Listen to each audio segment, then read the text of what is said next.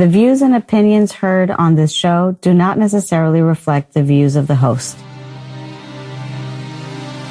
Ladies and gentlemen, welcome back to Real Spiritual Talk Radio. My breathing had stopped for so long that my heart actually ended up stopping. You saw what I did. You said that I was going to die. And then I remember being gone. I wasn't there anymore. I sort of lifted up about 6 feet above my body. A pinprick of light appeared and came rushing toward me faster than the speed of light. And then this light, all of a sudden it was all completely around me. He says, I am God. Yes, I am real. The main message was loving yourself and loving others. It was clearly shown to me. It was really hard to put into words. It felt like I had been there before. It was just this very personal, impersonal, unconditional love. Welcome to another edition of Real Spiritual Talk Radio. I am your host, Lamont Gates, once again bringing all of you the world of faith, metaphysicality, and spirituality. And as we continue winding down with our near-death experience accounts, I am joined by a guest today who encountered violence in the physical realm, but a godly sense of humor in the spiritual. Let's get it started.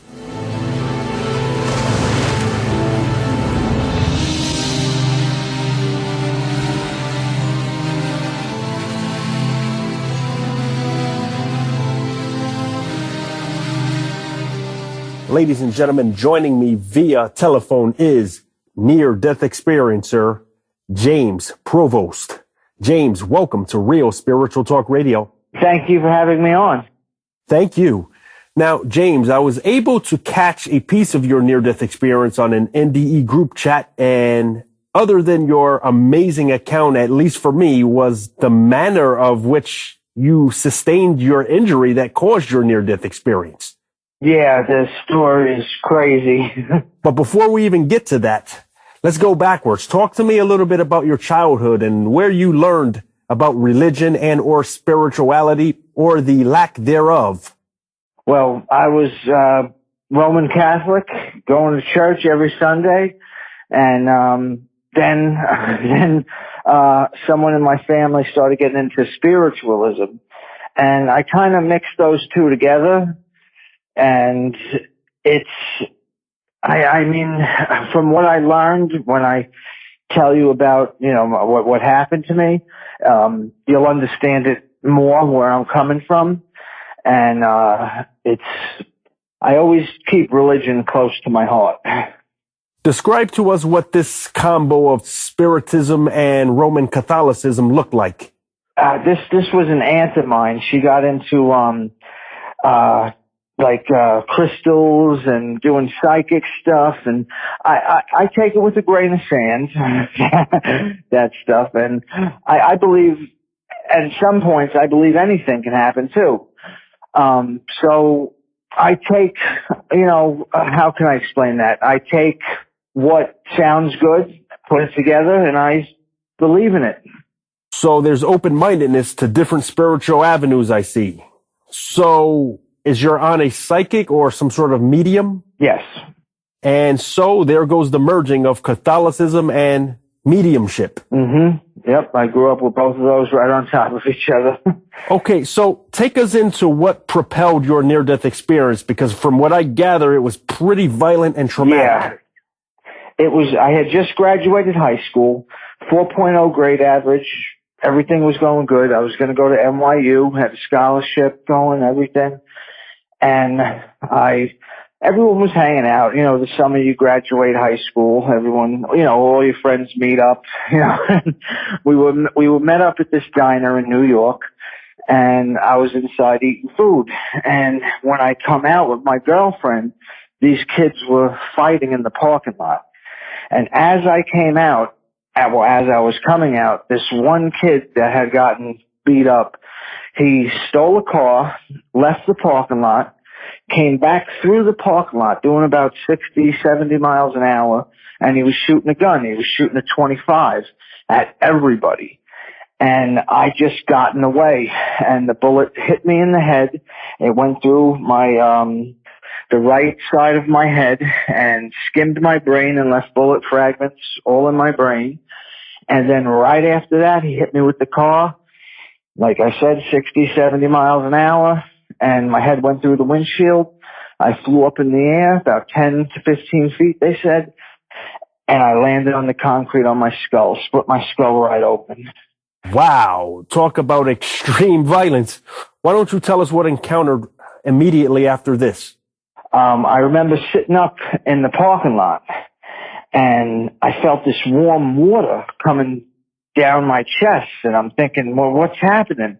And I kept trying to stand up, but I couldn't. And then a friend of mine had to come behind me, and he had to like close my skull like a broken egg. He had to like push my brain back in and close it. And then they had to airlift me to Nassau County Medical Center, which was the hospital, obviously, in Nassau County, New York. And when I got there, I didn't know I was there at the time. All of a sudden, I woke up in total darkness. I couldn't see my hands in front of my face. And I remember looking around, and I'm thinking, this is purgatory. And I'm thinking, where's God? Where's the white light? Where's everything we've been told about our whole lives? And after what felt like an eternity of standing there, I saw a million pictures of my life all at once. It was like if someone took a flip book of pictures and just flipped them in front of my face real fast.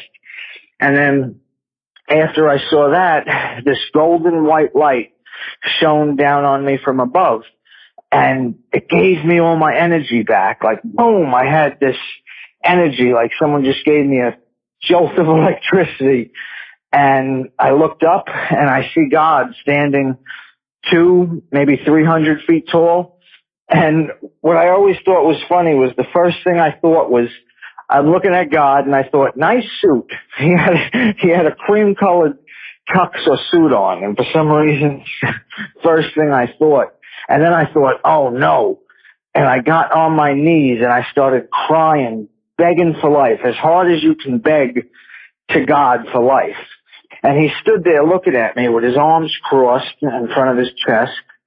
And he was just looking at me like, he gave me that look like, I gotta help you again. And I kept begging for life. And he just stood there waiting for me to stop crying and begging. And then when I stopped crying and begging, I woke up. I woke up in the hospital, but I didn't know I was in the hospital yet. Before I opened my eyes, I felt this water hitting my face, and I'm thinking, what's going on? And I open my eyes, and I see a priest in front of me. He's giving me my last rites, in nomine Patre, de Spiritu Sancti, and they were letting all my friends and family come up to me one by one and say goodbye, because they said I would never survive. They said the surgery, it was a 1 in a million chance. And after all my friends said goodbye to me, my girlfriend came up to me. She sat down next to me, and my girlfriend was a strong Italian woman. And she sat down and she said, Jim, you got shot in the head. You got hit by a car. You're going into surgery. And I saw one tear come down her eye, and I knew I was in trouble because she never cries. She was tough. And they pushed me into surgery, and right as they're going to put me to sleep in the surgery, they do that. They put me to sleep. And then all of a sudden, I'm standing next to the doctors doing the surgery on my body. And I'm screaming at them, hello, hello. No one hears me. It was like in the movie Ghost, when Patrick Swayze's walking around the hospital, but no one can see him. And I walked around the hospital yelling at everybody, hello, hello. No one can hear me. And then all of a sudden, I get sucked back into my body, and I wake up, and it's about 2 years later. I didn't know it was 2 years later yet, but I woke up, and all of a sudden, when I woke up, I heard all the machines going off, beep, beep, beep, beep, beep, and all the doctors run in, and they actually put me back to sleep for a little while because my brain wasn't finished healing itself. It took me a good, I'd say 5 years altogether to wake up, learn how to walk, learn how to talk. And it was a scary experience. And I'm still dealing with it now. I was in the hospital last night I had 2 grand mal seizures from the accident. And they brought me to the hospital. It's been going on forever. Now, that is a mouthful, what you just revealed here. But I'd like to go back to your first experience here, because it sounds like you had, in the first instance, a near-death experience, and then later on, an out-of-body experience during your surgery, would you say? Yes. Okay, now, you say you saw a flip book of your life. Many would describe this as a life review, but did you actually feel you were in any of these life events? No. It was like if someone took a bunch of pictures, like a bunch of regular pictures, showed them to me, and flipped through them real fast, saying, this was your life. You know, you can go back there if you do the right thing. So it was purely visual to you. There was not a sense of feeling anything you saw there. No, okay. I didn't feel them. The next thing I wanted to ask you was, you said God was standing about 200 to 300 feet tall? Yeah, he was much bigger than me. Yeah, and you said, interestingly, that he gave you this look as to say, I have to bail you out again. Were you constantly praying throughout your life to be bailed out of certain situations for him to give you that particular look? I guess. I mean, that's the first time I ever remember seeing God, and I just remember I was begging, please, no, I don't want to leave, because what scared me the most, dying didn't scare me at all. What scared me was the emptiness, this loneliness feeling that I had.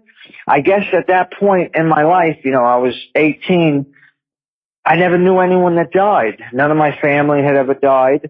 So I was scared that I was going to heaven or wherever by myself with nobody. And I thought I was going to be stuck, you know, by myself for who knows how long. And that scared me more than hell itself.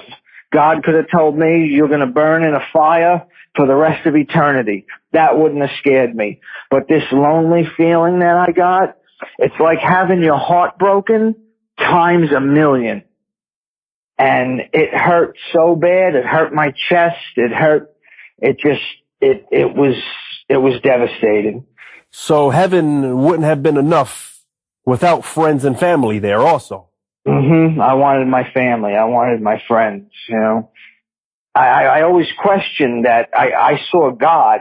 A lot of people I've talked to go and they see, you know, an old family member or something. I saw the man himself. And that just tells me I'm here for a reason. I'm here to do something. And that was precisely my next question. Actually, did you receive any kind of information? Many say communication is telepathic over there. No communication. He looked at me like, how can I explain? He looked at me like an older brother would look at someone like, I gotta help you again. Like, come on, you know what you gotta do. I see. So the body language was the only form of communication here. Because I think if God spoke himself, it would have destroyed everything. You know, they say we can't hear God's voice. It would kill us. Now, your out-of-body experience, you say you were attempting to get the doctor's attention who were performing surgery on you, but no one could hear you? No one could hear me. I walked out into the hallway.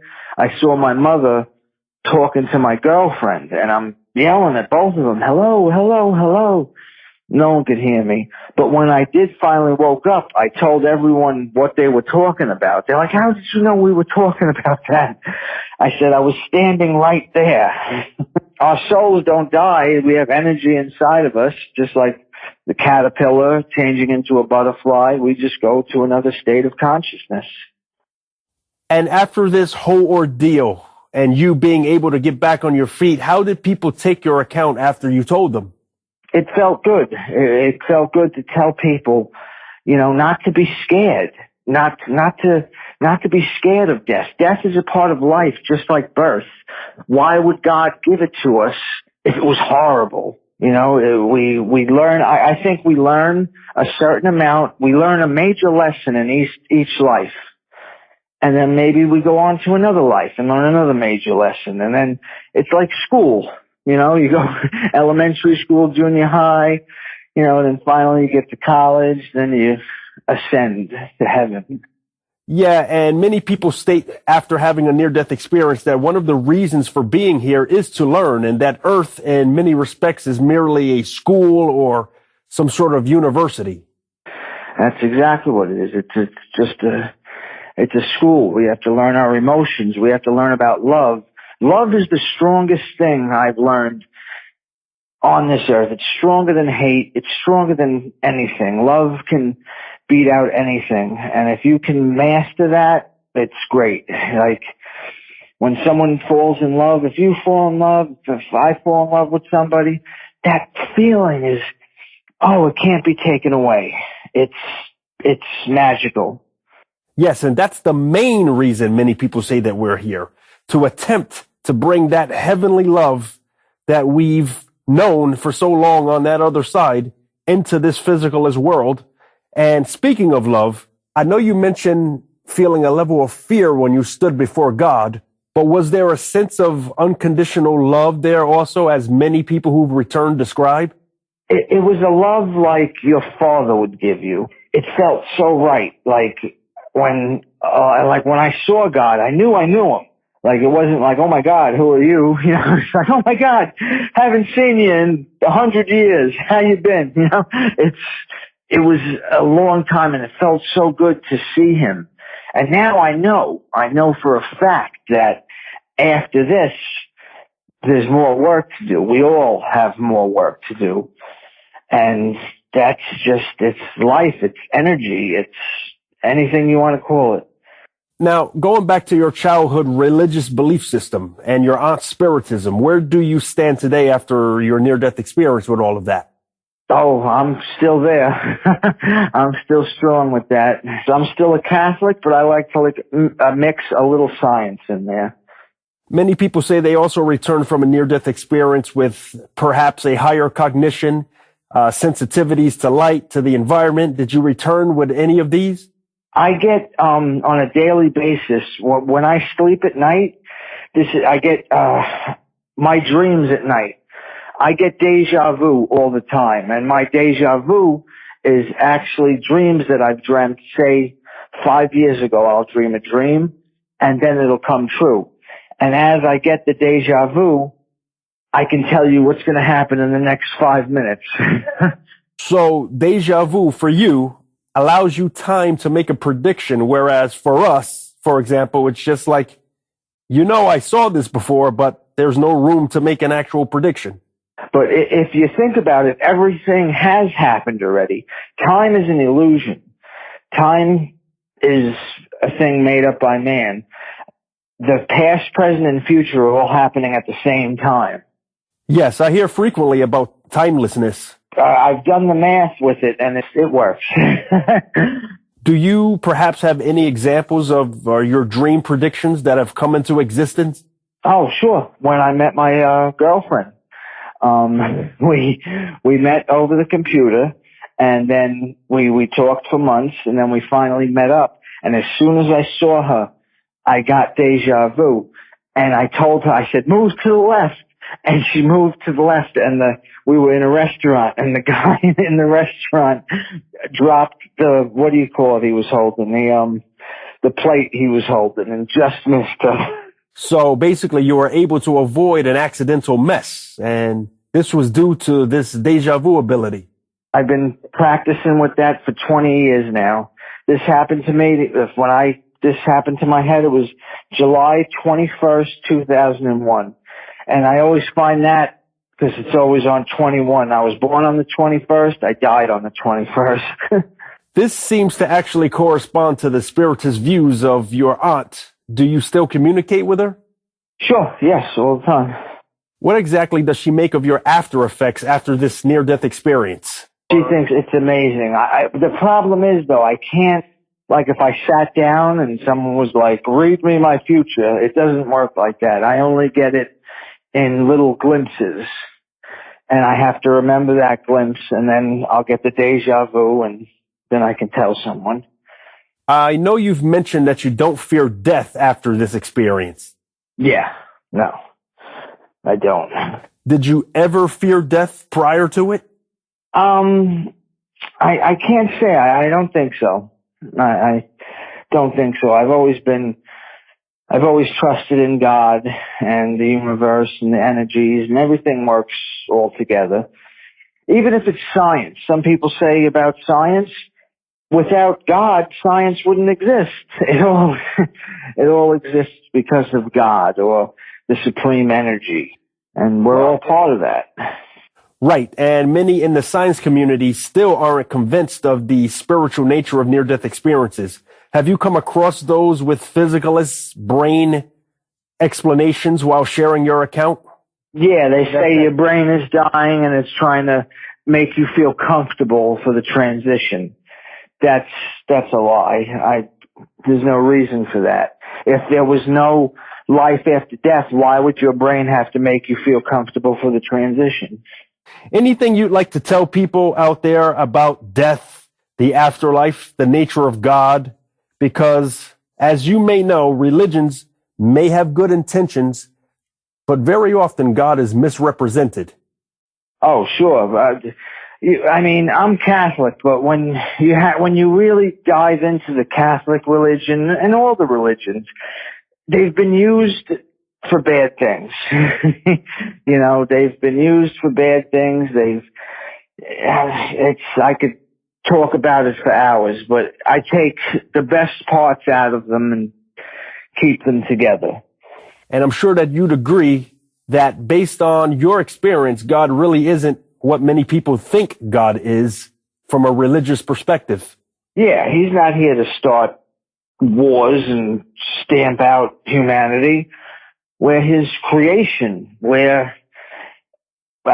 Hey, there could be more creations on other planets. You know, we're going into a future that is uncertain right now with all new things coming, new sciences, new ideas, new religions. And everyone has to kumbaya it and get together and quit fighting and complaining about everything. People just love to fight. It seems to me that the universal message is that God truly loves all. Yep. And if someone goes to hell, they're going to their own hell. I don't believe that there is a hell. I think that you go to your own hell. Like, you know, you get trapped in your own madness. Yes, I've read research where it is theorized that one's own negative earthly outlook follows them into the spiritual realm. In other words, if a life lived in hate and constant negativity, depending on circumstances, of course, then the hellish realms that near-death experiencers often describe is usually due to this particular outlook. In other words, the person brought it upon themselves rather than God just dumping you into a place of hell. Yep, exactly. If you're a negative person, you're going to stay if you're a negative person, your soul is a negative soul. It domino effect type thing. There's no reason for it. It's just this evil earth. James, I want to thank you for coming on. Many would call you a miracle man. That was only the first surgery too. I had another seizure. I fell back, split my head open, and I had to have that surgery all over again. And I was dead again there. But that time I didn't see anything. That time I don't think my soul left my body. Ha! God didn't want to give you that look anymore. Yeah, he was just like, just wait there and just wait in your body. You'll wake up soon. Thank you for having me on. Thank you. Ladies and gentlemen, James Provost. And that's going to do it once again here on Real Spiritual Talk Radio. Please keep tuning in. I hope these programs are making you much more spiritually enlightened. I hope you have enjoyed the near-death experience accounts as we move into the latter portion of them. I am your host, Lamont Gates, and Real Spiritual Talk Radio is now signing off.